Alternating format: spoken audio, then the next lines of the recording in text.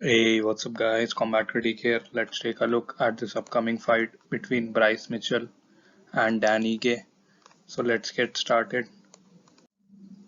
If we look at the records of these two guys, starting with Bryce. So Bryce has 16 fights in total. He's won 15 of his 16 fights and lost just one, which was his last fight. If we talk about his 15 wins, he has 9 wins via submission and 6 wins via decision. He has no wins via knockout, so this man does not really go for knockouts or TKOs at all, and his one loss has been via submission.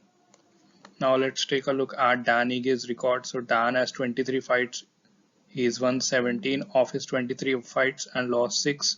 If we talk about his 17 wins, he has 5 wins via knockout, another 5 wins via submission, and 7 wins via decision.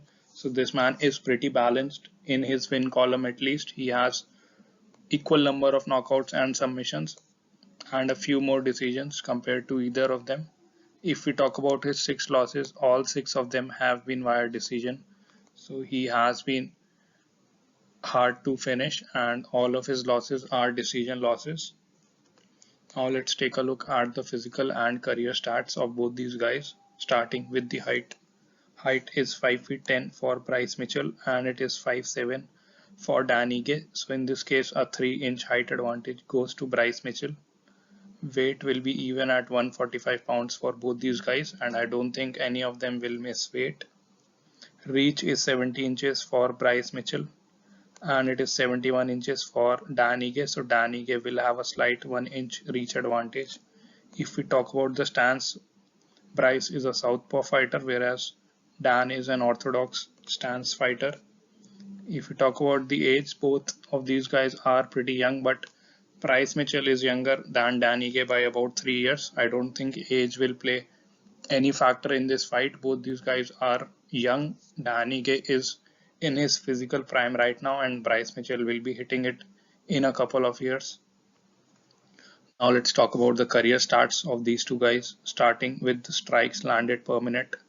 So this signifies the number of significant strikes that you land on your opponent per minute. On average, this is 2.48 for Bryce Mitchell and 3.96 for Dan Ige. So Dan Ige is landing a lot more significant strikes on his opponents and he will have an advantage here. Next up, we have the striking accuracy, which is 59% for Bryce Mitchell and it is 45% for Dan Ige. So in this case, the advantage actually goes to Bryce Mitchell. He is more accurate with his strikes. Next up, we have the strikes absorbed per minute. Now this is the opposite of strikes landed per minute, and this signifies the number of significant strikes that you absorb from your opponent per minute. This is 1.71 for Bryce Mitchell and it is 3.69 for Dan Ige. So in this case, the guy with the lower number has an advantage because he is getting hit lesser. So again, the advantage goes to Bryce Mitchell. Next up, we have the striking defense, which is 57% for Bryce Mitchell and it is also 57% for Dan Ige. So both these guys are even here. Now let's take a look at the wrestling, grappling and BJJ statistics, starting with the takedown average. It is 3.26 for Bryce Mitchell and 1.15, around half, less than half that number for Dan Ige. So a clear advantage here goes to Bryce Mitchell. He is the better wrestler in this fight. Takedown accuracy, however, is 44% for Bryce Mitchell and it is only 26% for Dan Ige. So again, the advantage goes to Bryce. His takedown accuracy is higher than that of Dan's. Takedown defense is just 33% for Bryce Mitchell and it is 56% for Dan Ige. So here the advantage goes to Dan Ige. His takedown defense is 56%, which is, it's not great, but it is decent. Submission average is 1.7 for Bryce Mitchell and it is just 0.3 for Dan Ige. So Bryce is the better BJJ guy in this fight. Overall, in the striking, I think the numbers are pretty close, but even in striking, I'll give a slight edge to Bryce Mitchell. He is ahead on two out of the 4 metrics that we have seen in the striking department. And if you talk about the wrestling and the grappling, I think it favors Bryce heavily and he should be the clear advantage, the clear, better wrestler and grappler in this fight.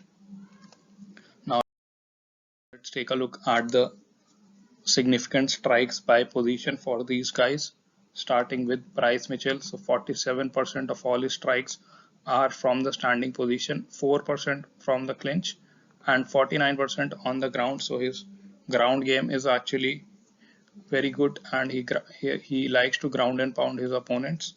If we talk about Dan Ige, so 78% of all his strikes are in the standing position. He likes to stand and bang. 8% in the clinch and 15% on the ground. So he's not a bad ground and pound guy, but I think Bryce Mitchell uses ground and pound a lot more in his game, and his game is built around takedowns and ground and pound. Now let's take a look at the significant strikes by target for both these guys, starting with Bryce Mitchell. So 67% of all his strikes are to the head, 27% to the body, and just 6% to the leg. So Bryce Mitchell really does not throw leg kicks much. If we talk about Dan Ige, 66% of all his strikes are to the head, 22% to the body, and 12% to the leg. So he goes to the legs more frequently than Bryce Mitchell. Both these guys are good at landing body shots, and they have the same percentage to the head almost. Now let's take a look at the previous performances of these two guys, starting with Bryce Mitchell. So Bryce in his last fight lost to Ilia Topuria, and before going into this fight he was undefeated at 15-0. Ilia knocked him down and choked him out via arm triangle in the second round, and this fight happened in December of last year. So he is taking more than 7 to 8 months off, and now coming back to fight once again. I think he must have trained like a madman in this time, because he talked a lot of stuff leading up to this Ilia Topuria fight, and then he was embarrassed in the fight by Ilia Topuria.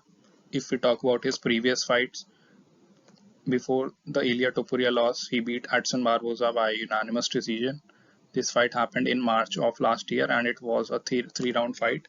Bryce took him down and held him there for the entirety of the fight and won by unanimous decision. Before this, he beat Andre Fili also by unanimous decision, Charles Rosa unanimous decision, and Matt Sales via submission twister. This twister submission came in the very first round, and this is what made him famous in the UFC really. Now let's take a look at Dan Ige's previous fights. So Dan in his last fight beat Nate Landwehr by unanimous decision. This fight happened in June of this year, so he is really not taking a lot of time off and turning back to fight once again in 2023. Before this, he beat Damon Jackson via knockout punches in January of this year itself. This knockout happened in the second round. So again, pretty active fighter Dan Ige, and he is fighting for the third time in 2023. And who knows, if he gets the win early, he might have fight one more time in December or something.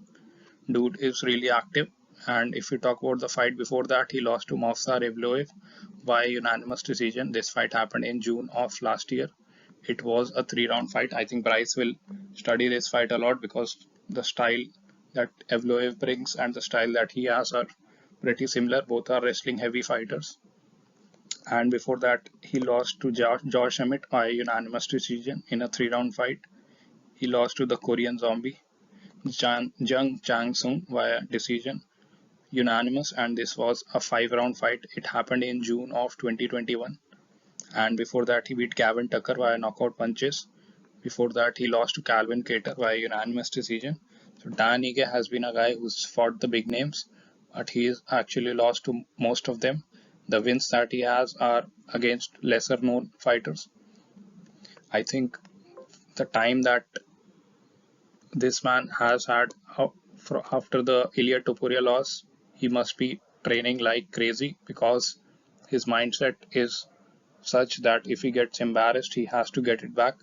I think for these reasons, if I have to pick a winner of this fight, I will have to go with